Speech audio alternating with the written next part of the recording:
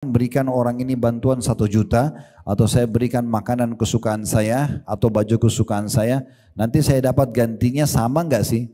Enggak, enggak usah khawatir, Allah akan berikan lebih daripada itu.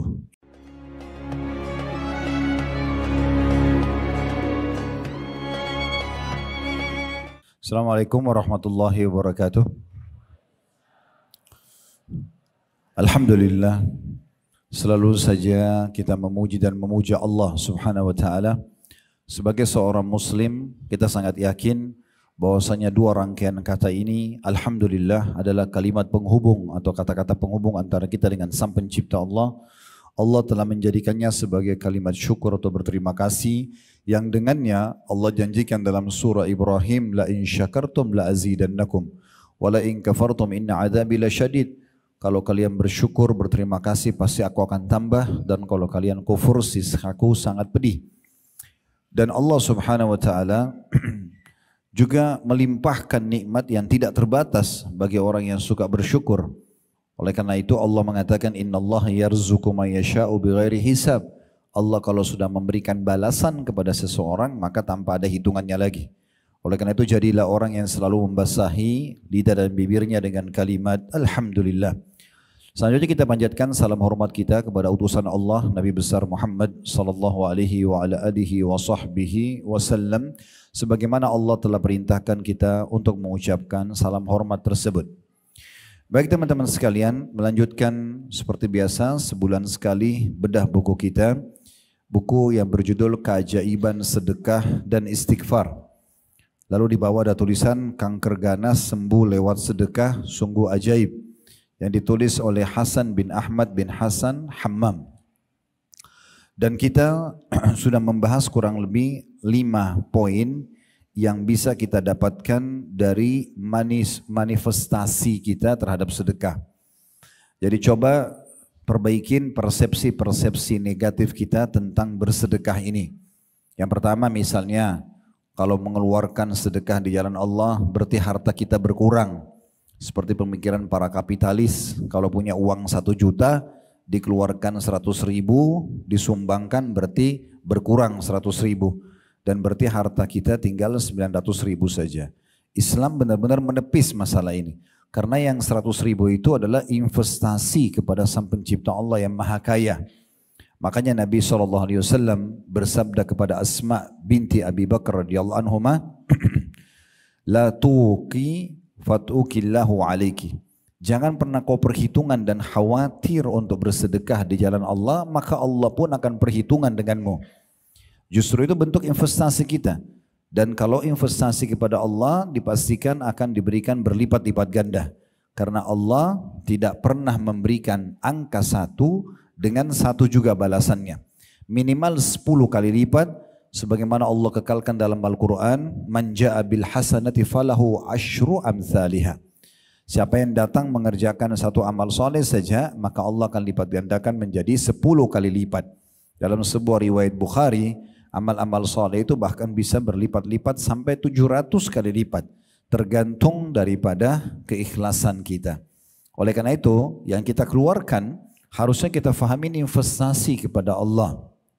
Dan investasi kepada Allah tidak akan mendatangkan justru kecuali berlipat ganda, ya, dikembalikannya rezeki tersebut kepada kita. Ini persepsi penting sekali. Yang kedua, dalam bersedekah kita harus memberikan yang terbaik. Jangan justru hal-hal yang kurang baik atau sisa-sisa kemudian kita menganggap kita sudah bersedekah yang maksimal. Makanya kita pernah bacakan di sini teman-teman sekalian, dan saya mengajak selalu ulangi ya. Surah Al-Baqarah, surah nomor 2 ayat 261 sampai 274. Nah di antara potongan-potongan ayat dari 261 sampai 274 itu, Allah memerintahkan kita untuk bersedekah dari thayyibat, yang baik-baik, makanan baik, baju yang masih baru atau bagus, ya, kendaraan, apa saja. Dan tidak usah lihat siapa yang menerima, tapi kita melihat kepada siapa kita sedang bermuamalah, yaitu kepada Allah Subhanahu wa taala. Makanya Nabi SAW pernah berkata kepada Bilal radhiyallahu anhu pada saat Nabi sedang berkunjung ke rumah Bilal, kemudian Bilal mengeluarkan kurma yang sangat ranum, bagus sekali. Kemudian Nabi SAW mengatakan, apa ini Bilal? Kata Bilal, saya simpan ya Rasulullah. Dalam dua riwayat, riwayat pertama, saya kalau ingin saya makan, karena ini kualitasnya bagus. Kemudian riwayat yang lain, saya simpan buat Anda datang. Jadi kapan Anda datang, saya hidangkan makanan khusus ini. Maka kata Nabi SAW, hai Bilal, sedekahkan. Jangan pernah kamu tahan dan jangan pernah khawatir kemiskinan dari pemilik singgasana yang agung. Maksudnya Allah subhanahu wa ta'ala. Sedekahkan hari ini. Besok urusan besok. Yang penting kita ikuti dengan keyakinan kalau Allah subhanahu wa ta'ala akan memberikan kepada kita balasannya. Jadi berikan yang terbaik. Tanpa harus melihat siapa yang menerimanya. Tapi bagaimana keikhlasan dan ketulusan kita dalam memberi. Yang ketiga, puncak daripada sedekah dan pintu kedermawanan.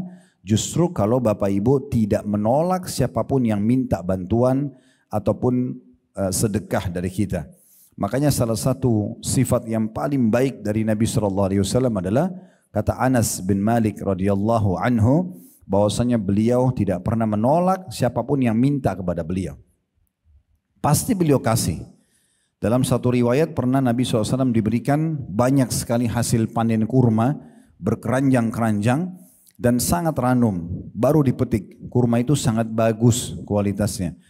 Baru saja beliau menerima sumbangan atau pemberian hadiah tersebut, maka tiba-tiba datang beberapa orang yang minta bantuan. Dan Nabi SAW tidak memberikan sekilo 2 kilo, sekeranjang semuanya. Sekeranjang itu mungkin bisa di atas 10 kilo atau 15 kilo dikasih. Dibagiin sampai habis. Beliau sendiri belum menyicipi satu buah kurma pun. Maka pada saat sudah selesai dibagi semua, ternyata masih ada satu orang yang datang dan mengulurkan tangan minta kepada baginda Nabi SAW. Maka Nabi SAW terlihat dari raut wajah beliau sedih karena masih ada orang yang minta tapi belum bisa dikasih. Maka Umar bin Khattab selaku mertua beliau dan sahabat beliau di sebelah Nabi lalu mengatakan, ya Rasulullah, Allah tidak bebankan Anda di atas kemampuan Anda. Maksudnya tadi kan Anda sudah bantu semua orang-orang ini, bahkan tidak perhitungan, dikasih perkeranjang-keranjang kurma, banyak sekali. Maka Nabi SAW diam saja, tidak menanggapi Umar. Tapi di sebelah Umar ada Ali, radhiyallahu anhu, sepupu Nabi SAW dan anak mantu Nabi SAW. Maka Ali mengorek kantongnya menemukan ada 3 dirham uang. Lalu beliau menyerahkan kepada Nabi SAW sambil mengatakan, ya Rasulullah, letakkanlah di mana Anda inginkan. Maksudnya silakan Anda kasih siapapun yang Anda mau. Maka tiba-tiba wajah Nabi SAW senyum dan beliau mengatakan, bihadza umirtu. Beginilah aku diperintahkan. Jadi beliau malah sedih kalau tidak bisa memberikan kepada orang lain. Kalau kita kan kadang-kadang sedih kalau kedatangan terus orang yang minta. Padahal sebenarnya teman-teman, adanya rutin orang yang datang minta kepada kita, itu adalah sebuah pintu sedekah. Jadi kita tidak perlu mencari orang lain kalau sudah ada depan mata. Dan kita memberikan orang yang sama dengan orang lain, apa bedanya? Sama saja, intinya kita sedang bersedekah. Nah ini poin yang penting juga untuk ditanamkan dalam diri kita. Ingat, surga itu tempatnya orang-orang dermawan. Saya ingin mengingatkan kembali teman-teman sekalian di buku kita ini, karena kita sudah masuk di pahala sedekah dan buahnya dari halaman 9 sampai di halaman 18, itu 5 poin sudah kita bahas ya. Namun sebelumnya ada di halaman 6 sampai halaman 7, saya ingin mengingatkan kembali, bisa dilihat di halaman 7-nya, Al-Fudail bin Iyad di paragraf yang kedua ya. Tentu saya tidak baca semua karena ini sudah pernah kita baca, tapi saya ingatkan kembali. Al-Fudail bin Iyad rahimahullah pernah berkata kepada orang-orang yang menerima sedekahnya, mereka membawa perbekalan-perbekalan kita menuju akhirat tanpa upah sedikit pun, hingga mereka meletakkannya di atas timbangan di hadapan Allah Azza wa Jal. Jadi kalau di kacamata seorang muslim, kalau ada orang yang kita kasih makanan, pakaian, uang, apa saja, sebenarnya secara kasat mata mereka sedang menerima. Misalnya kita kasih 1 juta rupiah, dia terima uang 1 juta, tapi uang itu akan dipakai sama dia habis. Tetapi dalam teori agama, kita tidak kehabisan uang yang 1 juta itu. Justru itu dengan dia terima sedekah kita, maka dia akan membawa ketimbangan amal kita tanpa diupah. Kenapa dikatakan tanpa diupah? Karena uang yang dia ambil dipakai untuk kebutuhan dia dan habis. Tetapi nilai 1 juta itu akan dibawa ketimbangan amal pada hari kiamat nanti, dan tidak akan dicatat 1 juta saja, tapi bisa 10 kali lipat, bahkan 700 kali lipat, dan kelipatan-kelipatan yang banyak. Kemudian ada statement Ali bin Abi Thalib radhiyallahu anhu yang mengingatkan kepada kita. Ini masih di halaman 7, saya reviewkan aja. Beliau mengatakan ini tentang orang yang Allah bukakan. Misalnya Bapak Ibu sudah punya pekerjaan, sudah punya pendapatan, maka harus tahu di pendapatan kita itu bukan hanya untuk kita sendiri, tapi juga kita berbagi kepada orang-orang. Ada yang Allah wajibkan, ada yang Allah sunnahkan. Kata beliau, barang siapa yang telah diberikan satu harta oleh Allah, maka hendaklah ia menyambung kekerabatan dengannya. Cek mana kerabat-kerabat kita yang butuh bantuan, kasih, berbagi walaupun sedikit. Kemudian memperindah jamuan untuk tamunya. Kalau dulu kita cuma hidangkan segelas teh sama 1 potong kue, sekarang mungkin kita bisa berikan makanan lengkap karena memang uang kita sudah bertambah. Kemudian menolong seseorang yang membutuhkan, membebaskan tawanan. Ibnu Sabil maksudnya orang terputus jalan, Bapak Ibu sekalian. Jadi kayak ada orang datang dari Surabaya ke Jakarta, dirampok di terminal atau di stasiun, lalu dia butuh uang untuk kembali ke kotanya misalnya. Ini contoh. Kemudian orang-orang fakir miskin, para mujahidin. Jadi ini semua yang harusnya dia tahu, ada hak-hak mereka yang kita berbagi dari harta atau income kita. Kemudian beliau mengatakan, dan di poin lain, di sisi lain, dia harusnya sabar atas musibah yang menimpa hartanya. Ada orang utang tidak bayar, kita investasi ditipu, itu bisa terjadi. Itu ujian terhadap harta tersebut. Karena dengan perkara-perkara itulah dia akan memperoleh kemuliaan dunia dan akhirat. Yang terakhir saya reviewkan lagi, yaitu dari perkataan-perkataan salaf, perkataan Abu Hatim rahimahullah. Di akhir paragraf di halaman 7, bakhil itu, pelit adalah sebuah pohon di neraka, sedangkan ranting-rantingnya ada di dunia. Maka barang siapa yang bergelantungan pada salah satu dari ranting-ranting itu, niscaya ia akan menjerumuskannya ke dalam neraka. Sebagaimana kedermawanan itu adalah sebuah pohon di surga, di mana ranting-rantingnya berada di dunia. Dan barang siapa yang bergelantungan pada salah satu ranting-rantingnya itu, niscaya ia akan membawanya ke surga, dan surga itu adalah tempat orang-orang dermawan. Ya, di situ ada tambahan di bawahnya, apabila salah seorang dari orang-orang soleh didatangi oleh seorang fakir seraya meminta sedekah kepadanya, saya ulangi, apabila orang-orang soleh sebelum kita dulu, kalau kedatangan seorang fakir dan minta sedekah kepadanya, maka dia berkata, selamat datang wahai orang yang hadir untuk membawakan perbekalan kami kepada Rob kami. Jadi memang mereka menganggap sedekah itu sebuah investasi yang sangat besar. Bukan justru untuk dihindari, tapi bagaimana dia jadikan itu sebagai sebuah program hidupnya. Tidak ada hari tanpa sedekah. Kita sudah jelaskan 5 poin teman-teman, manifestasi atau apa yang Bapak Ibu dapatkan kalau sedekah. Di halaman 9, sedekah adalah pensucian dan pembersihan, maksudnya dari dosa-dosa dan juga penyakit-penyakit hati. Makin sering kita sedekah, makin bersih hati kita. Karena kita mau berbagi dengan orang lain. Berarti sifat pelit sudah tidak ada, ya. Kemudian juga kita orang yang rutin bersedekah itu dipastikan sangat jauh dengan bab pencurian, manipulasi data, karena dia dasarnya suka memberi. Untuk apa dia ambil yang bukan haknya? Maka itu akan ada lahir dari manifestasi sedekah itu. Yang kedua, sedekah itu sendiri bentuk ketundukan kepada perintah Allah dan Rasulnya, maksudnya ibadah. Jadi akan dicatat pahala di sisi Allah Subhanahu wa taala, selain memang apa yang Bapak Ibu sedekahkan akan digantikan oleh Allah Subhanahu wa taala. Saya tidak ulangi lagi ini, saya cuma bacakan poin-poin dasarnya karena sudah kita bahas. Poin ketiga yang didapatkan manifestasi dari sedekah, seorang mukmin berada dalam naungan sedekahnya pada hari kiamat nanti. Nanti di mahsyar pada saat kita dibangkitkan Bapak Ibu sekalian, dan itu pasti terjadi. Karena rukun iman kita yang kelima itu adalah iman kepada hari kiamat. Satu paket di dalam itu, prosesi kematian, ruh kita dicabut, masuknya di alam barzah di kuburan, menjadi taman dari taman surga kalau dia orang beriman, atau lubang dari lubang neraka kalau dia orang kafir, munafik, musyrik. Kemudian akan ada kebangkitan di mahsyar, ditimbang amal baik, amal buruk. Faman ya'mal mithqala dzarratin khairan yara. Siapa yang berbuat seperti biji sawi dari kebaikan akan diperlihatkan dan diberikan balasannya. Wa may ya'mal mithqala dzarratin syarran yara. Dan siapa yang berbuat seperti biji sawi dari keburukan pasti akan diperlihatkan dan diberikan hukumannya. Lalu kemudian surga bagi orang yang patuh dan neraka bagi orang yang membangkang. Nah di sini kita perlu tahu di hari kiamat nanti di mahsyar itu akan ada orang-orang yang pada saat nunggu antrian di timbangan amal mereka akan tenggelam dengan keringat mereka sendiri karena banyaknya dosa. Nah salah satu pelindung yang bisa melindungi kita di akhirat nanti di mahsyar adalah sedekah. Ini sudah kita jelaskan dalilnya, bisa dibaca di halaman 12 sampai halaman 14.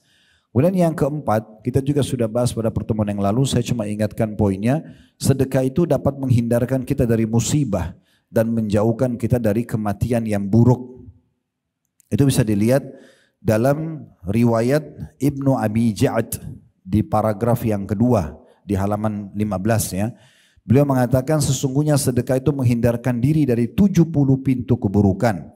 Lalu kemudian penulis mengangkat dalil tentang orang akan jauh dari keburukan, diantaranya musibah-musibah yang datang bisa menyusahkan dia atau kematian yang buruk. Diangkatlah hadis Nabi SAW, inna sadaqata la tudfi'u ghadab ar-rabb wa tadfa'u an mitati su'. Sesungguhnya sedekah itu dapat memadamkan amarah Rabb, karena kita buat dosa Tuhan marah. Ya, tapi bisa diredam dengan bersedekah dan menghindarkan dari kematian yang buruk. Ini sudah kita jelaskan. Kemudian yang terakhir kita jelaskan poin kelima pada pertemuan yang lalu, sedekah adalah tanda dan bukti dari iman yang benar. Maksudnya orang kalau mau bersedekah, mau berbagi pada orang lain, berarti itu bisa dinilai orang ini sudah beriman atau belum beriman. Karena Nabi SAW mengatakan as-sadaqatu burhan. Bisa dilihat di halaman 17 di paragraf terakhir, sedekah itu bukti nyata, maksudnya tentang keimanan seseorang. Baik, kita akan lanjutkan teman-teman sekalian pada kesempatan siang ini, semoga Allah berkahi dan Allah ikhlaskan niat. Poin ke-6 dan beberapa poin yang Allah mudahkan ke depan. Yang ke-6 yang Bapak Ibu bisa dapatkan sebagai manifestasi atau yang kita dapatkan dari sedekah yang kita keluarkan adalah sedekah itu sebagai tebusan bagi seseorang dari belenggunya. Ini disebutkan di halaman 18. Nanti akan kita jelaskan ya. Saya bacakan dulu. Belenggu seorang muslim adalah semua dosa dan kemaksiatan dirinya.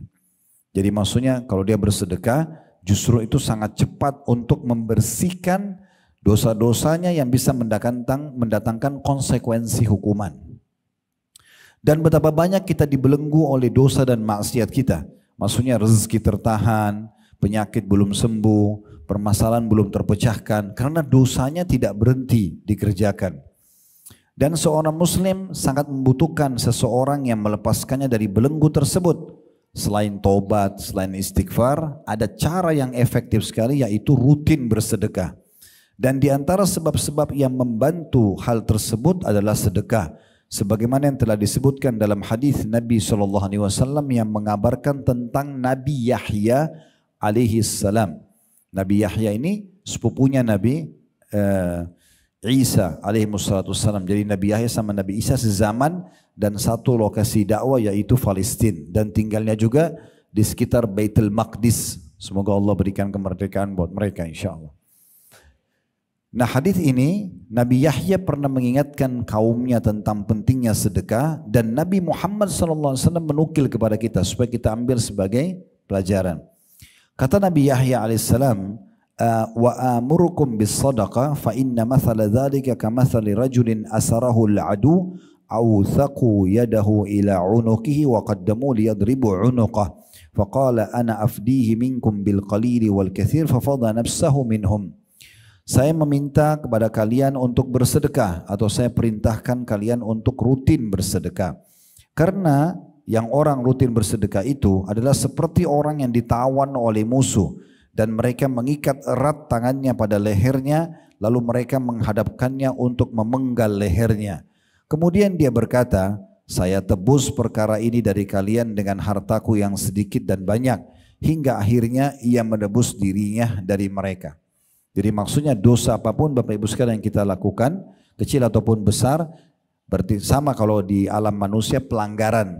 Anda yang kerja misalnya di rumah sakit ini, apapun pelanggaran Anda lakukan berarti Anda tahu dan harus menyadari ada konsekuensi hukuman dari pelanggaran tersebut. Ya. Cuma bedanya alam manusia sama Allah Subhanahu wa taala. Allah Subhanahu wa taala punya sifat Ghafur, Maha Pengampun, Ghaffar yang suka sekali memaafkan hambanya yang memohon maaf walaupun berulang-ulang. Maka Allah Subhanahu wa taala memudahkan kita untuk terlepas dari dosa-dosa itu selain taubat dan istighfar dengan bersedekah. Rutinnya kita bersedekah menyelamatkan kita dari siksa Allah, ibaratnya seperti orang yang ditangkap oleh musuh, dibelenggu tangannya ke lehernya, diikat dan akan dipenggal. Tapi dia berhasil lolos dari orang-orang yang akan memenggal dia karena dia bersedekah. Dia menebus dirinya dengan harta-harta tersebut. Nah, sedekah yang kita keluarkan ibaratnya kita punya cadangan seperti ini. Yang kalau ada dosa yang kita lakukan, kemudian itu akan mendatangkan hukuman, sedekah itu bisa menepis hukuman tersebut. Jadi tolong teman-teman sekalian, kalau kami sampaikan seperti ini jangan difahami timbal baliknya ya. Jangan Anda bilang, oh Ustadz bilang kita buat dosa, dosa itu bisa dimaafkan dengan sedekah. Udah saya buat dosa aja terus, nanti saya tepis dengan sedekah. Pertanyaannya adalah, apakah setelah buat dosa Bapak Ibu sempat sedekah? Mungkin pada saat lagi melakukan dosa itu meninggal. Belum tentu ya. Tapi fahami secara positif. Artinya rutinitas kita bersedekah, kalau ada dosa yang bisa mendatangkan hukuman, bisa dibatalkan hukuman tersebut karena sedekah kita. Kalau kita nggak ada dosa, maka dicatat sebagai tambahan pahala buat kita. Di sini kata penulis, sesungguhnya Nabi SAW telah menyerupakan seorang pemberi sedekah seperti tawanan, lalu sedekah hadir untuk membebaskannya dari tawanan. Ibnu Qayyim rahimahullah, seorang ulama, berkata, menjelaskan tentang hadis tersebut, hal ini juga merupakan perkataan yang mana burhannya, bukti keimanan adalah keberadaannya dan dalilnya adalah kejadiannya. Karena sedekah itu memiliki pengaruh yang menakjubkan dalam hal menolak berbagai macam bencana, walaupun dari seorang yang jahat atau dari seorang yang berlaku zalim, bahkan dari seorang kafir, karena Allah Ta'ala akan menolak darinya berbagai macam bencana dengan sedekah. Hal ini adalah suatu perkara yang telah dimaklumi di antara manusia, baik yang terpelajar maupun tidak. Maksudnya kasus sedekah ini bisa menepis dari ujian, itu juga termasuk terjadi pada orang-orang kafir. Walaupun mereka kalau meninggal dalam keadaan kafir tidak bisa selamat dari neraka, tapi selama di dunia, kalau dia dermawan, maka akan memudahkan dia keluar dari banyak permasalahan-permasalahan hidupnya.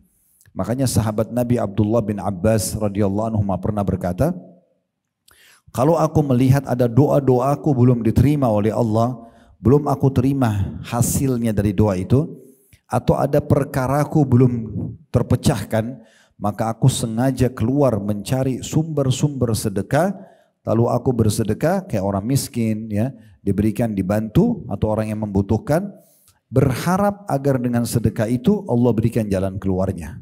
Jadi seperti itu mereka memahami sedekah tadi. Poin ketujuh yang Bapak Ibu bisa dapatkan sebagai manifestasi daripada sedekah itu adalah Allah Subhanahu wa taala memberikan ganti kepada yang memberi sedekah. Jaminan apapun yang Bapak Ibu keluarkan di jalan Allah, demi Allah pasti diganti. Tapi yang perlu kita garis bawahi, jangan Bapak Ibu patok balasan dan ganti dari Allah harus yang sama. Misalnya kita kasih makan kepada orang, kita juga dikasih makan. Kita kasih baju orang, kita juga dikasih baju. Kita kasih duit, kita juga akan dikasih duit. Enggak. Tapi kita masuk kepada hal yang lebih besar. Allah akan datangkan rezeki untuk kita. Dan rezeki ini mencakup semua yang dibutuhkan untuk roda kehidupan kita. Misalnya berfungsinya anggota tubuh kita dengan maksimal. Mungkin dengan Bapak Ibu memberikan sepotong roti kepada seorang yang miskin, Allah berikan Bapak Ibu kesehatan 1 tahun. Mungkin dengan sedekah di kotak amal masjid 10.000 rupiah, Allah berikan Anda keturunan, Allah berikan Anda kebahagiaan, tidak cekcok sama pasangan hidupnya beberapa waktu ya.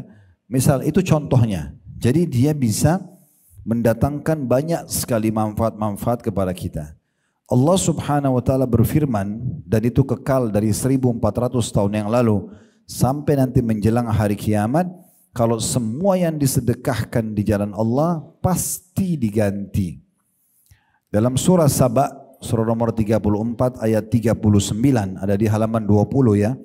Allah berfirman, "Qul inna rabbi yabsutur rizqa liman yasha'u min ibadihi wa yaqdiru lah. Wa ma anfaqtum min syai'in fahuwa yukhlifu wa huwa khairur raziqin." Katakan hai Muhammad, sesungguhnya Tuhanku melapangkan rezeki bagi siapa yang dikehendakinya di antara hamba-hambanya dan menyempitkan bagi siapa yang dikehendakinya. Dan barang apa saja yang kamu nafkahi atau keluarkan di jalan Allah, sedekahkan, maka Allah akan menggantinya. Dan dialah sebaik-baik pemberi rezeki.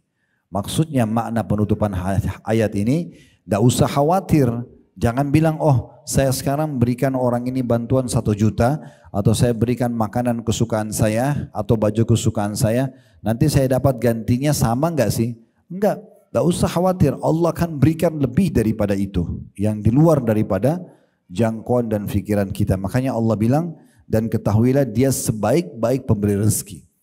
Jadi bukan balasan dari orang yang kita bantu, tapi langsung dari pemilik alam semesta ini, Allah subhanahu wa ta'ala. Kata penulis, ini adalah sebuah kabar dari Allah subhanahu wa ta'ala kepada para pemberi sedekah dan pemberi nafkah, bahwa Allah akan menggantinya untuk mereka. Dan siapakah yang lebih benar perkataannya daripada Allah? Kalau Bapak Ibu kerja di satu perusahaan dan yakin di akhir bulan akan terima gajinya, sementara pemilik perusahaan tersebut atau pimpinan perusahaan itu manusia biasa, dia bisa curang. Anda begitu yakin akan terima gaji, hanya karena dianggap dia orang baik atau dia jujur. Bagaimana dengan Allah subhanahu wa ta'ala? Kenapa kita masih ragu dengan janji Allah? Padahal Allah mengatakan, وَمَنْ أَصْدَقُ مِنَ اللَّهِ قِيلًا. Siapakah yang lebih jujur dalam perkataan daripada Allah? Dan Allah juga mengatakan, Inna Allah la yukhliful mi'ad. Allah tidak akan pernah pungkiri janji-janjinya. Dalam sebuah hadis dari sahabat Abu Hurairah radhiyallahu anhu, beliau menyampaikan bahwasanya Nabi SAW bersabda, Qala Allahu tabaraka wa ta'ala, Allah yang maha berkah dan maha tinggi telah berfirman, Ya bna Adam, anfik unfik alaik. Wahai anak Adam, berinfaklah, ya, keluarkan sedekah, jangan ragu, berikan yang terbaik, tepis semua bisikan syaitan yang membuat kita ragu untuk bersedekah. Niscaya kata Allah, aku akan memberi rezeki kepada kalian. Keluarkan, aku akan kasih. Jadi ini yang sering saya ulangi dari awal kita bedah buku ini. Kapitalis mengatakan menabung pangkal kaya, sementara Islam mengatakan sedekah, keluarkan pangkal kaya. Ini tidak akan pernah ketemu. Karena kalau kapitalis nabung, tidak mungkin mereka sedekah. Bahkan mereka pelit. Tapi Islam mengatakan tidak, justru berikan. Maka kau akan mendapatkan gantinya.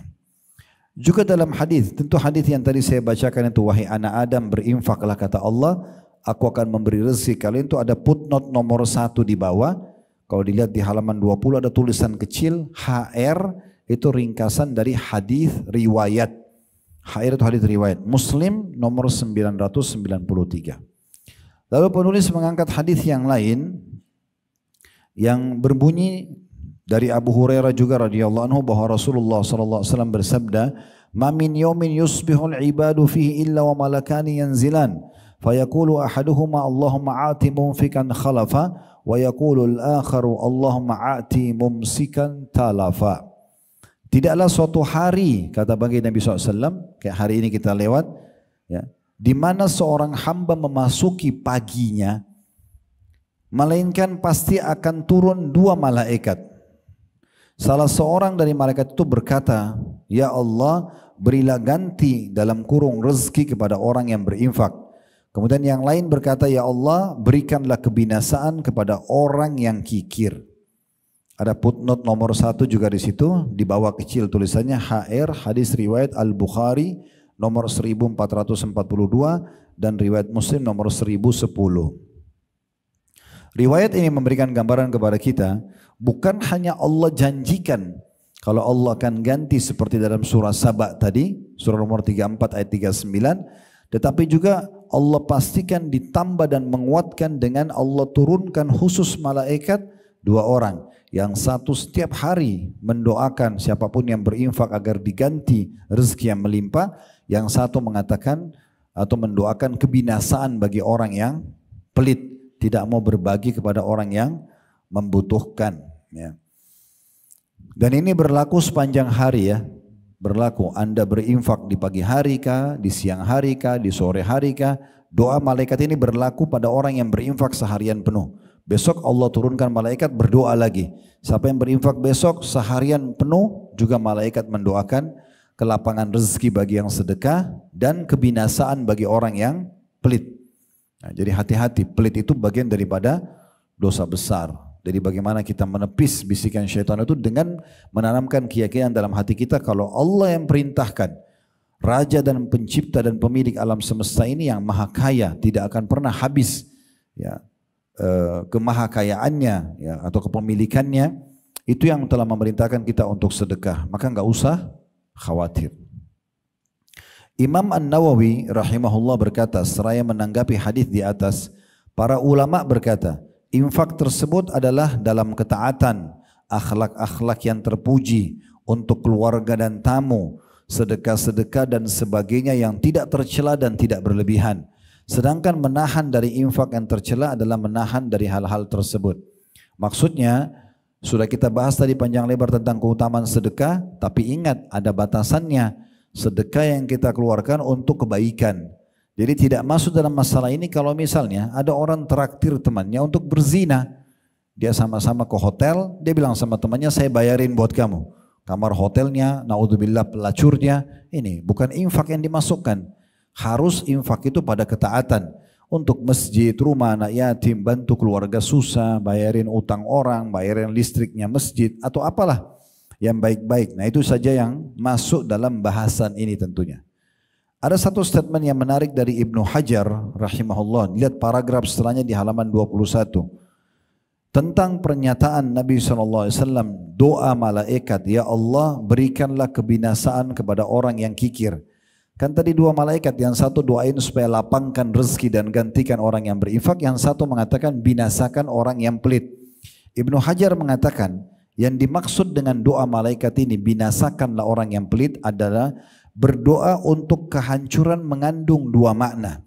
Makna hancurnya harta itu sendiri yang dimiliki oleh orang pelit, dan hancurnya jiwa orang tersebut. Rusak jiwanya. Kalau orang suka pelit, rusak jiwanya. Kita akan temukan hilang cahaya keimanan dari wajahnya, ya, hatinya jadi keras karena selalu pelit. Dan umumnya orang yang pelit itu emosional. Tapi kalau orang yang dermawan itu tidak emosi. Karena dasarnya hatinya sudah bersih, suka memberi. Dia mau marah kenapa? Orang marah itu biasanya justru orang karena terbiasa dengan pelit. Maka dia selalu merasa harus saya yang mendapatkan, orang lain tidak. Harus orang lain minta maaf, saya nggak perlu minta maaf. Itu semua dimulai dari sifat pelit. Maka menyebar kemana-mana. Ingat, perbuatan baik Bapak Ibu sekalian punya saudara-saudara dari kebaikan. Bapak Ibu jujur, akan datang itu amanah, akan datang tanggung jawab, itu sepupunya semuanya. Dan kalau orang terbiasa membuka pintu bohong, akan datang khianat, akan datang ingkar janji, itu sudah satu paket. Anda biasa bergaul dan bergerak di masjid, sholat di masjid, ikut majelis ta'lim, pasti lingkungan Anda orang-orang seperti itu juga. Kalau kita ke diskotik, ke bar, judi, maka lingkungan kita juga seperti itu. Ini ke surga, ini ke neraka. Itu sudah jelas. Maka kalau kita buka pintu kedermawanan ini, akan terbuka banyak pintu kebaikan yang lain. Ya, tadi saya bilang kalau kita jujur akan keluar amanah, akan keluar tanggung jawab, ya, akan keluar kedermawanan dan seterusnya. Kemudian selanjutnya kata penulis, malaikat tersebut berdoa agar orang yang kikir ditimpa keburukan dengan kebinasaan dirinya.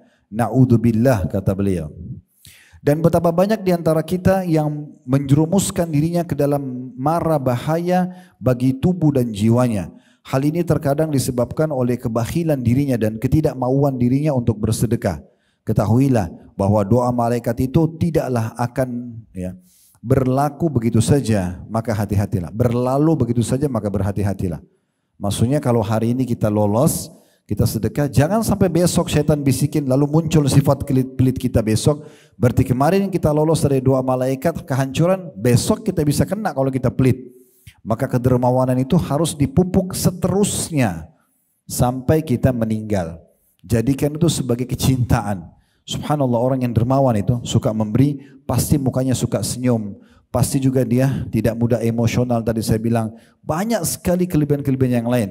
Dan akan mendatangkan sifat-sifat lain, jujur, tanggung jawab, amanah dan seterusnya. Ya, orang yang pelit itu pasti akan berpengaruh pada lisannya yang kasar, memarah-marahin orang. Ya, kemudian lahir sifat-sifat yang lain, mulai bohong. Saya nggak punya uang kok, padahal dia punya uang.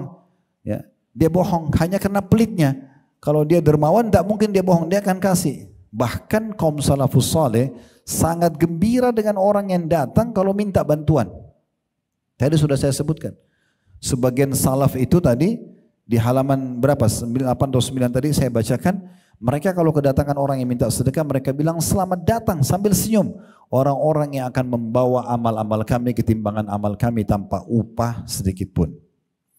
Tinggal 2 poin manifestasi yang dituliskan oleh penulis apa yang Bapak Ibu dapatkan kalau kita bersedekah. Yang ke-8, pahala sedekah tidaklah terputus di saat itu saja ya, dari pemberinya, tapi akan berlanjut ya setelah kematian. Kata penulis, ketika kehidupan seorang manusia telah habis di dunia ini dan ajal menghampirinya, batas waktu umurnya sudah ditentukan, sudah sampai, lalu dia pergi menghadap Tuhannya sebagai seorang mayit dikubur di kuburan untuk diperhitungkan segala perbuatan yang telah dia lakukan. Di saat itulah seseorang manusia sangat membutuhkan amalan-amalan soleh yang menyelamatkannya dari siksaan Allah Azza wa Jal. Dan di antara amal-amal soleh tersebut yang tidak terputus pahalanya dari seseorang mayit setelah kematiannya adalah sedekah. Kan kita misal contoh Bapak Ibu sekalian, kalau solat itu hanya kita yang boleh kerjakan. Tidak ada solat bisa diwakilkan, ya enggak? Sekarang kita selama hidup kita solat, ya kita beruntung. Tahu ketika meninggal, nggak ada ceritanya anak kita solat buat kita. Misalnya dia solat duhur, lalu dia tambah lagi duhur 1 buat orang tua sudah meninggal. Nggak ada dalam syariat Allah itu. Ya, begitu juga dengan puasanya. Kecuali mayit itu punya utang puasa Ramadan, dia harusnya membayar tapi meninggal sebelum dia membayarnya, itu walinya membayar. Tapi utang yang seperti itu. Selebihnya tahun-tahun ke depan sudah tidak punya utang, nggak ada lagi ahli warisnya bisa puasakan buat dia, misal contoh. Tapi ada beberapa jenis ibadah yang bisa tetap berjalan bagi si mayit. Ya. Seperti misalnya sedekah. Ada yang di sini kita bagi 2 ya. Ada yang bisa dia dapat pahala dari perbuatan orang lain, seperti haji dan umroh. Kalau kita sudah meninggal, lalu ada ahli waris kita membadalkan haji dan umroh. Mereka kerjakan haji umroh buat kita. Sampai. Tapi ini paling sekali 2 kali ahli waris kita kerjakan. Ya. Dan harus dia yang mengerjakannya. Maksudnya dia yang bersedekah dengan uang atau dia yang langsung mengeksekusinya. Tapi ada yang tidak butuh orang lain. Itulah sedekah. Kalau sedekah yang Bapak Ibu keluarkan, apalagi sedekahnya jariyah. Maksudnya selalu berfungsi kayak wakaf tanah, pembangunan masjid, rumah anak yatim, jalanan, sumur yang terus berfungsi. Maka ini tidak ada pun orang yang membantu kita setelah kita meninggal, pahalanya tetap berjalan. Ini dalam bab sedekah. Ya. Oleh karena itu teman-teman, kalau ada kotak amal di pinggir jalan, ada renovasi masjid, jangan lewat begitu saja. Segera berikan, karena itu sedekah jariyah. Uang itu digabungin sama uang-uang lain, walaupun Bapak Ibu cuma nyumbang 1.000, 2.000 rupiah saja, diberikan, digabungkan, diberikan semen, direnovasi dalam masjid tersebut atau dibangun, Anda akan dapat pahalanya. Sampai kata Nabi SAW, siapapun yang membangun rumah Allah di muka bumi sebesar sarang burung untuk bertelur kecil, ya, maka Allah akan bangunkan baginya istana di surga. Nah, sedekah ini salah satu pintu yang luar biasa. Setelah kita meninggal, walaupun ahli waris kita tidak bersedekah buat kita atau tidak mengerjakan amal lagi buat kita, sedekah yang sudah kita lakukan semasa hidup, terutama di wakaf-wakaf ya, atau suatu fasilitas yang dipakai terus-menerus, maka itu akan menjadi sedekah jariyah yang berjalan terus. Tidak asing lagi hadis Nabi SAW diriwayatkan oleh Imam Muslim, di mana beliau bersabda, "Idza mata ibnu Adam inqata 'amalu illa min thalath, sadaqatin jariyah, atau ilmin yuntafa'u bihi, atau waladin salihin yad'u lah. Apabila anak cucu Adam meninggal dunia, maka terputuslah segala pahala amal perbuatannya. Maksudnya yang bisa dia kerjakan, kan dia sudah mati, dia nggak bisa lagi sholat, nggak bisa lagi puasa, nggak bisa lagi baca Quran. Kata Nabi SAW kecuali 3 sumber. 3 sumber ini pasti mengalir terus. Yang pertama adalah sedekah jariyah. Jariyah artinya yang berjalan terus, dipakai terus. Ya tadi saya bilang pembangunan masjid, rumah anak yatim, jalanan, sumur yang digali dipakai dan seterusnya. Percetakan buku yang dibagi, ya, atau Anda menulis karya ilmiah yang terus dibaca setelah Anda meninggal. Kemudian yang kedua, ilmun yuntafa'u bihi, ilmu yang bermanfaat. Puncaknya ilmu agama. Itulah manfaatnya Bapak Ibu belajar ilmu agama, setelah faham, praktekkan dalam hidup kita, kemudian tulis, tuangkan dalam bentuk tulisan biar disebarluaskan. Itu ilmu bermanfaat. Orang akan pelajari dan orang amalkan, maka selama itu diamalkan akan menjadi pahala buat kita. Ya termasuk penulis sekarang ini. Berapa orang yang hadir kita di sini? Ratusan, Masya Allah orang yang hadir. Sekarang kita baca buku ini. Orang yang tulis buku ini lagi ada di Saudi sekarang. Mungkin beliau tidak tahu kalau kita bedah bukunya. Tapi sementara dia di sana, mungkin dia lagi tidur, dia lagi jalan sama keluarganya, ilmunya berjalan. Kalau Bapak Ibu praktekin ini, saya dapat pahalanya, orang yang punya buku ini dapat pahalanya. Ini ilmu yang bermanfaat. Itu puncaknya ilmu agama. Tapi juga masuk di dalamnya ilmu-ilmu duniawi. Ya, teman-teman dokter, mengembangkan tentang kesehatan, apa sajalah ya. Banyak saya lihat teman-teman arsitek, mereka karena ingin dapat pahala khusus untuk gambar masjid, gambar pesantren, mereka freekan. Itu mereka mau dapat pahala, misal contoh. Nah itu kan bermanfaat. Ibu-ibu misalnya pintar masak, masakannya enak, lalu dituangkan dalam bentuk resep, dibagikan sebagai ilmu bermanfaat, dibuat buku, dibagi-bagi cuma-cuma. Semua itu ilmu bermanfaat yang akan diraih setelah orang meninggal. Yang ketiga, awwaladin salihin yad'ulah, atau anak saleh yang mendoakannya. Nah ini poin juga tidak kalah penting harus diperhatikan. Bagaimana supaya anak kita soleh dan soleha? Tidak ada jawabannya kecuali mereka harus belajar agama. Baru bisa jadi soleh dan soleha. Kalau dari kecil kita nggak pernah suruh mereka belajar baca Al-Quran, tidak pernah hafalkan ayat Al-Quran, tidak ajarin sholat, tidak ajarin sunnah-sunnah Nabi kayak makan tangan kanan, ya jangan makan dan minum dengan tangan kiri, sebagaimana Nabi SAW melarang. Kemudian juga ke masjid sholat bagi anak laki-laki, perempuan tutup aurat, misalnya dengan jilbab. Tutup laki-laki juga tutup aurat, tapi perempuan yang lebih banyak bagian tubuh yang ditutup misalnya. Dari kecil dibiasakan, maka itu baru bisa membentuk anak soleh. Kalau sholat aja nggak pernah diajarin, belajar agama tidak dianggap sebagai skala prioritas, ya. Bahkan seringkali di Indonesia ada sebagian orang, tidak semua, menganggap pesantren itu hanya tempat buangan anak-anak nakal saja. Buktinya kalau anak nakal, orang tuanya bilang, nanti ayah atau ibu pesantrenin kamu ya. Kesannya pesantren itu hanya untuk orang yang nakal. Salahin. Saya pernah tinggal di pesantren, saya tahu bagaimana pesantren itu. Dan pesantren itu mengajarkan santrinya untuk sholat 5 waktu, tutup aurat, belajar ayat-ayat Al-Quran, menghafalnya, kemudian hadis-hadis Nabi, mempelajari sejarah sahabat dan Nabi. Ini kan yang membuat kita bisa menjadi anak-anak soleh. Jadi kalau mau punya amal jariah yang tidak putus-putus, itu punya anak yang baik. Nah caranya harus dididik agama memang dari kecil. Kenapa ibu-ibu tidak membiasakan anaknya dari kecil yang perempuan pakai jilbab misalnya? Di sini Masya Allah saya lihat ada anak muslimah kecil-kecil bisa pakai jilbab. Itu sangat bagus. Kadang-kadang orang tua mengatakan sudah jangan dulu, kesian masih kecil. Kenapa dikasihani? Ada masalah apa kalau pakai jilbab? Dia tetap lucu aja kok sebagai anak-anak misalnya. Dan seterusnya. Ya. Kemudian yang terakhir yang kita bahas di poin ke-9, ya, maaf ada paragraf yang belum saya baca di situ, di poin 8 kata beliau di terakhirnya setelah menyebutkan hadis, maka perhatikanlah wahai saudaraku yang budiman tentang besarnya pahala sedekah dan keutamaannya serta keabadian manfaatnya hingga setelah kematian Anda. Nah, terus juga saya titik beratkan ya, kalau Bapak Ibu lewatin satu masjid, sudah nyumbang nih, kita sudah nyumbang tadi, udah taruh uang 10.000 pagi. Kita pulang sore masih ada kota amal, sedekah aja lagi, tidak masalah. Jangan dibisikin syaitan, tadi pagi kan kamu sudah bantu. Itu tadi pagi, malaikat sudah catat, yang sore ini ada kesempatan kasih. Ingat teman-teman, kalau kita punya uang miliaran pun di rekening, kalau pas kita melihat malaikat maut nanti, harapan kita bagaimana Allah berikan waktu berapa menit saja supaya kita bisa bersedekah seluruh harta kita itu. Itu disebutkan dalam akhir surah Al-Munafiqun. Ya. Wa anfiqu mimma razaqnakum min qabli an ya'ti ahadakumul maut fayaqulu rabbi laula akhartani ila ajrin fa asaddaqa wa akun minas salihin. Ya, kalau janganlah bersedekahlah kalian ya. Dan jangan sampai datang ajal kepada seseorang terkadang lalu dia berkata pada saat lihat malaikat maut, ya Allah terlambatkanlah umurku.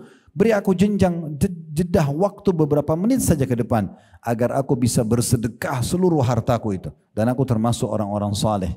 Tapi apa yang Allah bilang? Walan yuakhirallahu nafsan idza jaa ajaluha. Allah tidak akan mungkin menelambatkan kalau ajal seseorang sudah datang. Sudah telat.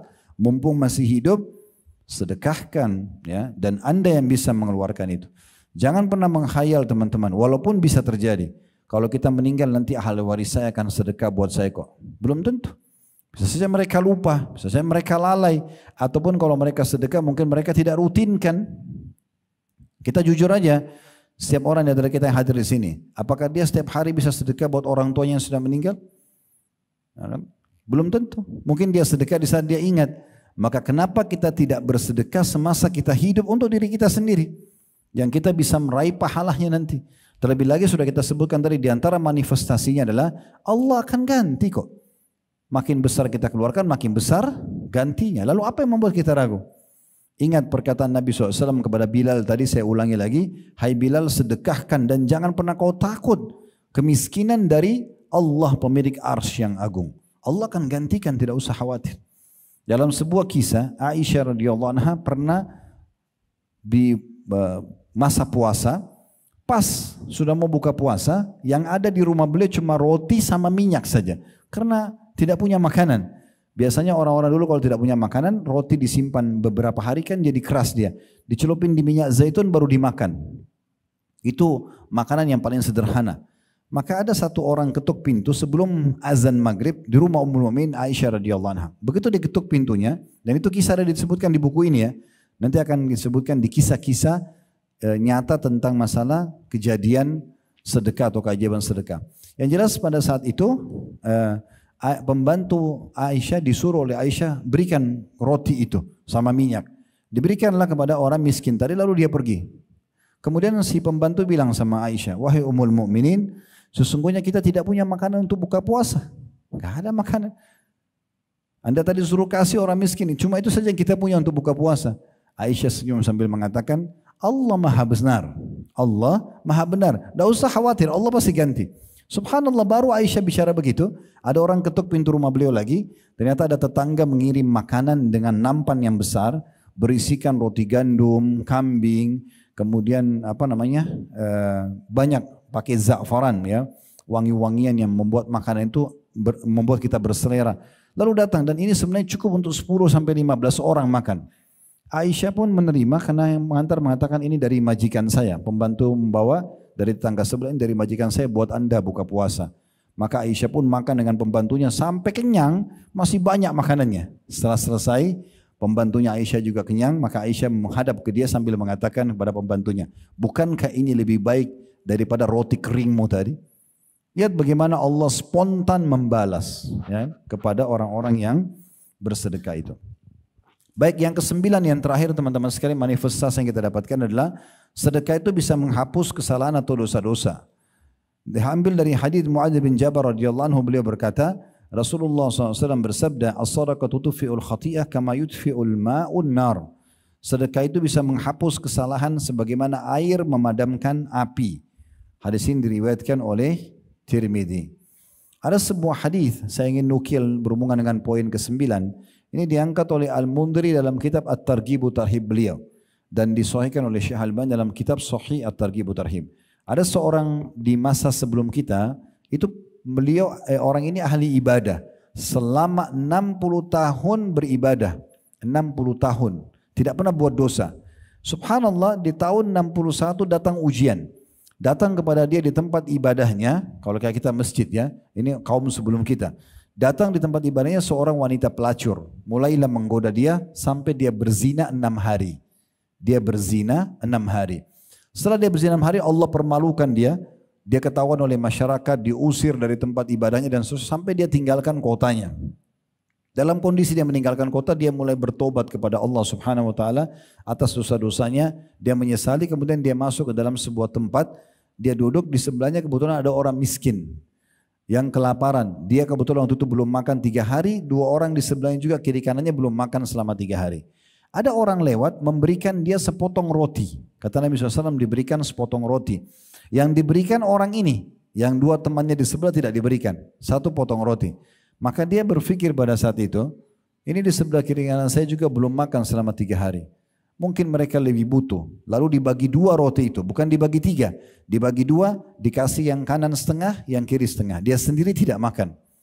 Setelah kejadian ini, ajalnya datang, meninggal orang itu. Kata Nabi SAW, ditimbanglah amal dia 60 tahun, amal solehnya. Ditimbang di timbangan amal soleh, dan dosa zinanya yang 6 hari, ditimbang di timbangan dosa, zinanya lebih berat daripada amal 60 tahunnya. Karena beratnya dosa zina. Lalu kata Nabi SAW, lalu Allah datangkan pahala sedekah dengan sepotong roti yang dia berkorban untuk 2 orang yang sedang kelaparan, dia sendiri nggak makan.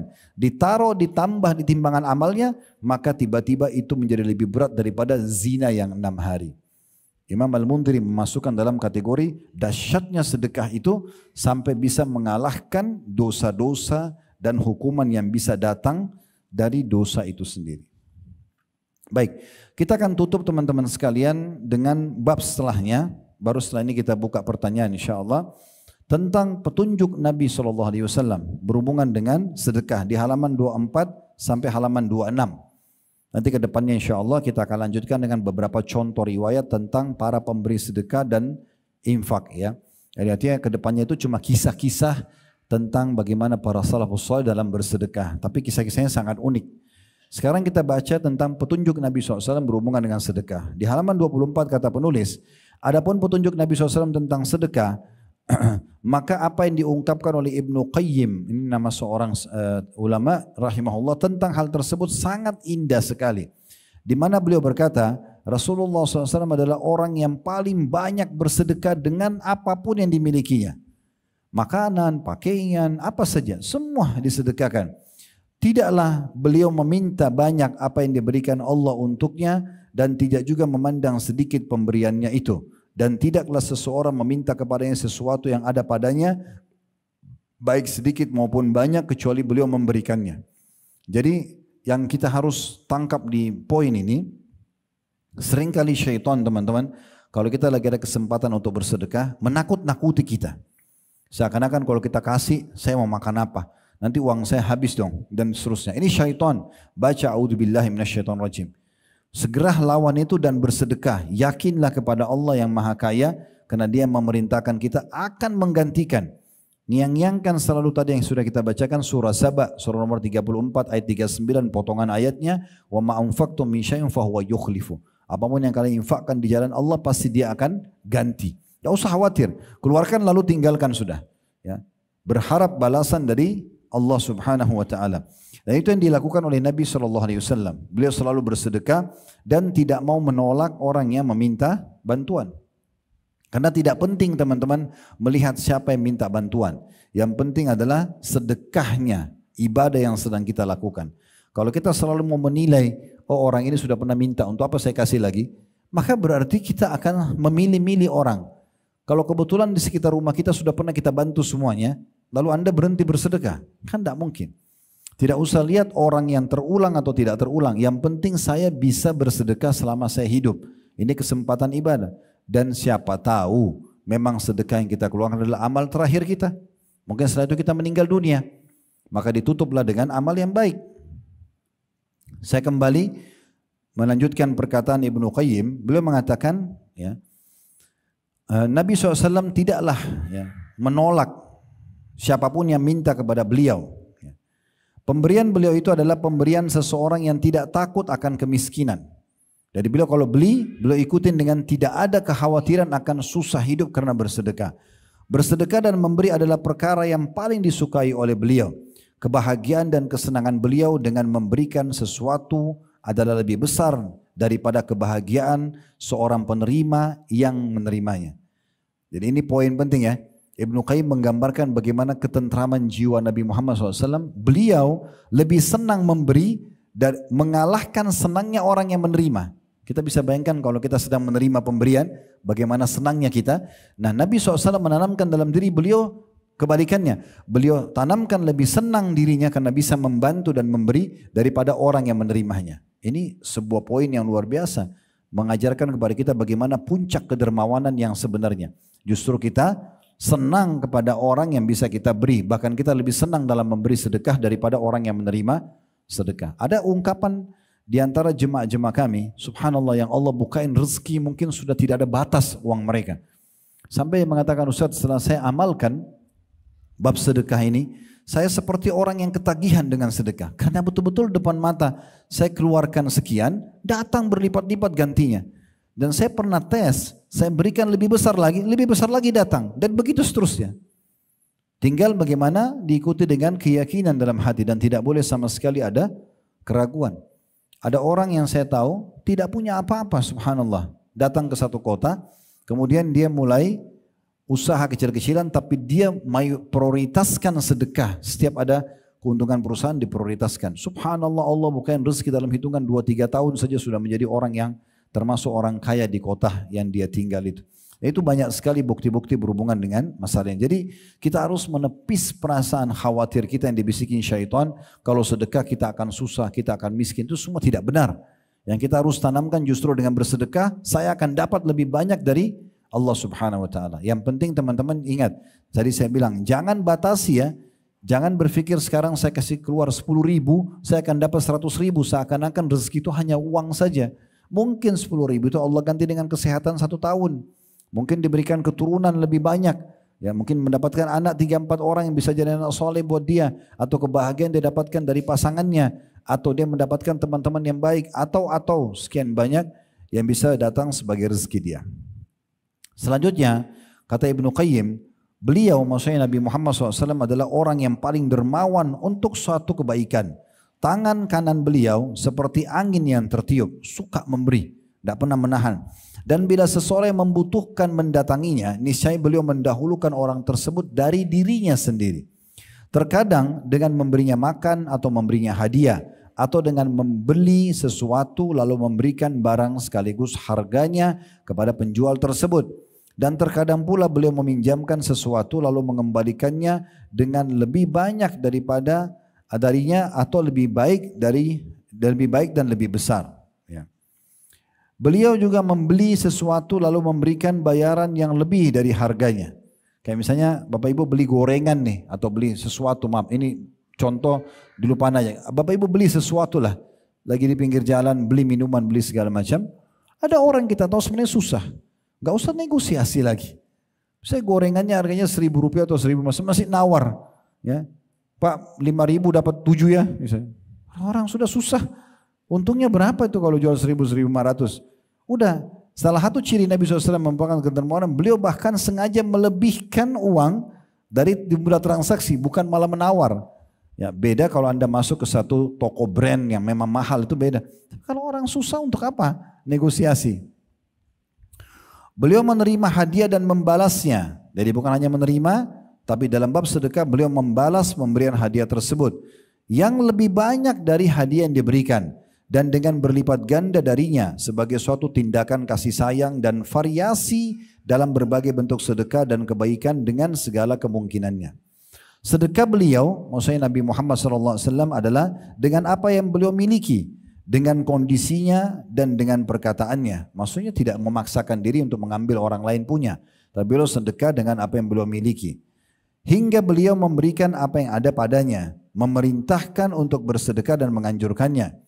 Jadi setelah beliau praktek, beliau ajarkan kepada orang untuk praktekin. Dan beliau juga mengajak dengan kondisi real dan perkataannya, bila seseorang yang kikir dan pelit memandang beliau, niscaya kondisi beliau akan menariknya untuk memberi dan berinfak. Maksudnya adalah beliau berikan contoh, jangan pelit. Saya sendiri tidak pelit loh sebagai suri tauladan. Orang yang pelit itu akan dijauhi oleh orang-orang. Dan orang yang bergaul dan bersahabat dengan beliau SAW serta melihat petunjuknya, pasti dia tidak akan dapat mengekang jiwanya dari berbagai kedermawanan dan kebaikan. Karena itulah Rasulullah SAW adalah makhluk yang paling murah hatinya dan paling bersih jiwanya. Ini terjadi kenapa? Karena sukanya memberi. Dan yang paling lembut perasaannya. Semua ini efek dari sedekah ya. Karena sedekah dan perbuatan ya, baik memiliki pengaruh yang sangat menakjubkan dalam kemurahan hati itu sendiri. Ya, jadi ini perkataan yang diringkaskan oleh Ibnu Qayyim rahimahullah tentang kondisi Nabi SAW dalam bersedekah. Dan beliau selalu tidak menolak orang, memberikan yang terbaik dan tidak memaksakan diri kecuali yang belum miliki saja. Serta beliau selalu melakukan berbagai macam jenis sedekah. Apakah memberi secara langsung atau membeli produk orang yang tidak mampu, kemudian mengembalikan produk itu pada orang itu. Atau dia membeli dengan harga yang lebih dari harga yang ditawarkan untuk sekaligus niat membantunya dan seterusnya. Semua itu adalah hal-hal yang baik. Jadi kita bisa bedain teman-teman ya. Ada satu penjual, ini sebagai penutup dan kita buka tanya jawab setelah ini insyaAllah. Di Saudi itu ada satu toko jual selimut, terkenal sekali kisahnya di sana. Jadi kebetulan yang punya toko ini sangat maju dan Masya Allah salah satu cirinya suka sekali bersedekah, orangnya dermawan. Satu waktu datang satu orang susah di musim dingin ke toko dia sambil menanyakan, kalau tidak salah dia punya uang 100 real saja. 100 real berarti sekitar 420 ribuan lah kalau kita sekarang. Kalau dikurskan 4.200 1 real ya. Maka orang miskin ini masuk lalu bertanya kepada pegawai-pegawai di toko itu, saya punya uang 100 real, saya butuh 4 atau 5 selimut. Untuk dia, untuk istrinya dan juga untuk anaknya karena dingin sekali, musim dingin di sana dingin sekali. Maka para orang-orang di toko itu bilang tidak ada. Karena memang minimal harga selimut itu kalau tidak salah sekitar 100 real. Orang ini minta 100 real bisa dapat 4 atau 5 selimut. Artinya hanya satu selimutnya 20 real atau 25 real saja. Maka kebetulan pemilik toko ada di situ dan dia lihat. Kemudian dia kasih isyarat kepada pegawainya untuk tinggalkan. Dia yang langsung melayani konsumen tersebut. Setelah dia tanya, bapak itu mengatakan saya butuh 5 atau 4 atau 5 selimut karena musim dingin dan saya punya 100 real. Ada enggak selimut yang seharga ini? Spontan pemilik toko itu mengatakan, iya silakan anda pilih selimut yang anda mau. Bisa, semua selimut sini bisa anda beli dengan 100 real. Bisa ambil 4 atau 5. Maka orang itu dengan percaya dirinya karena ini yang bicara pemilik toko, maka dia pilih selimut dan dia tidak tahu harganya. Ternyata semua selimut yang dia pilih jauh lebih mahal dari harga uang yang dia punya. Dan waktu saat ke kasir yang layani dia pemilik toko itu. Setelah dilayani, pergilah orang tersebut, kemudian dia kumpulkan pegawainya semua lalu dia berkata, saya yakin kalian punya pertanyaan dengan sikap saya tadi. Kata pegawainya, benar. Kenapa anda menjual selimut anda 100 real uang orang itu dengan bisa mengambil selimut mana saja dan kami tahu harganya selimut-selimut yang diambil itu jauh lebih mahal daripada itu. Artinya satu selimut saja nggak cukup dengan 100 real, bisa 200, 300 real. Maka kata dia, orang ini datang membawa kemuliaan jiwanya. Dia mau membeli, gitu kan? Dia mau membeli, maka saya persilahkan. Karena dia mau membeli dan dia orang yang butuh. Kita bantu saja. Maka kata orang pegawainya, oke, kalau gitu kenapa anda tidak kasih aja dia cuma-cuma? Diulangi lagi perkataannya. Dia mengatakan, perhatikan orang ini datang bukan minta. Dia mau membeli. Maka biarkan dia masuk dan keluar dari toko kita dalam kondisi dia mulia. Dia merasa membeli. Dia mulia karena dia tidak sedang mengemis. Maka kita harus kondisikan atau sesuaikan dengan kondisi orang yang sedang meminta kepada kita. Maka ini satu poin yang sangat baik ya. Saya pernah bertemu dengan orang susah di pinggir jalan, Bapak Ibu sekalian. Dia jual barang, tuh ada yang jual koran, ada yang jual air minuman, air mineral.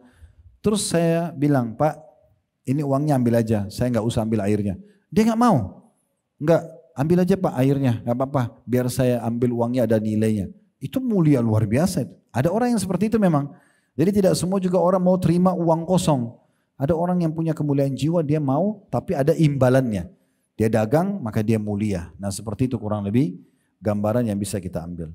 Seperti saya bahasakan tadi teman-teman, kita akan lanjutkan ke depannya insya Allah dengan sisa dari bahasan keajaiban sedekah ini, yaitu kisah-kisah nyata dari orang-orang yang berinfak dimulai dari Nabi SAW dan beberapa orang tokoh-tokoh salafus saleh yang lalu. Dan kita berdoa kepada Allah Subhanahu wa taala, semoga Allah berkahi majlis kita, Allah terima seluruh amal saleh yang pernah kita kerjakan, sunnah ataupun wajib yang sedang kita kerjakan, yang akan kita kerjakan sampai menjelang ajal datang nanti dengan pahala yang sempurna, dan semoga Allah panjangkan umur kita sepanjang mungkin yang Allah berikan kepada hamba-hambanya di atas ketaatan dan keimanan, juga ilmu agama yang benar. Kemudian juga semoga Allah SWT memaafkan semua kesalahan-kesalahan kita, sengaja ataupun tidak sengaja, kecil ataupun besar, kedua orang tua kita, bahkan muslimin dan muslimat, mukminin dan mukminat yang hidup dan juga yang sudah meninggal. Selalu kita doakan agar Allah menjaga negeri kita, supaya menjadi negara yang aman, tentram, damai. Allah jaga kemerdekaan, persatuan dan kesatuan kita. Allah juga memberikan kepada kita pemimpin yang terbaik, yang pemimpin ini bisa menjalankan amanah, tugas dengan baik, dan juga kita menjadi masyarakat yang selalu bergotong royong dengan pemerintah menjalankan program-program yang baik sehingga negara kita menjadi maju dan makmur, serta juga bisa menjadi contoh bagi negara-negara yang lain.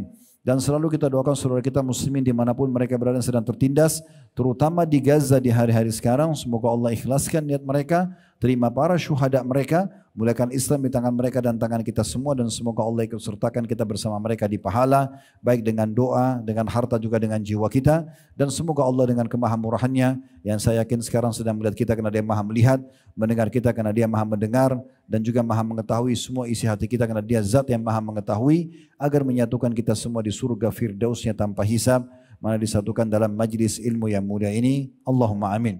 Wala benar dari Allah, wala salah dari saya mohon dimaafkan. Wa sallallahu nabiyina Muhammadin wa alihi wa sahbihi wa sallam. Wa akhiru da'wana alhamdulillahi rabbil alamin. Subhanakallahumma bihamdika asyhadu an la ilaha illa anta astaghfiruka wa atubu ilaik. Wassalamualaikum warahmatullahi